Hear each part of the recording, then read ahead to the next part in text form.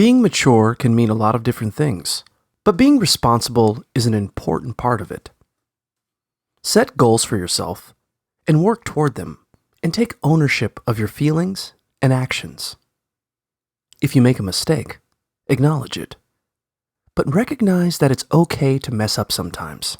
When you do, look at it as an opportunity to learn and grow.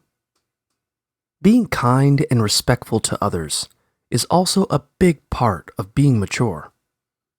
Be courteous, lend a helping hand, and be honest and genuine with the people in your life. At the same time, set boundaries and stand up for yourself if other people are not treating you fairly. Another element of being mature is learning to be true to yourself. Explore your interests and values. Get to know your strengths and weaknesses. And work on accepting yourself while also finding ways to learn, grow, and improve. Remember, being mature doesn't mean that you have to be serious all the time or stop having fun. Part of growing up is embracing every part of yourself, including your silly and playful side.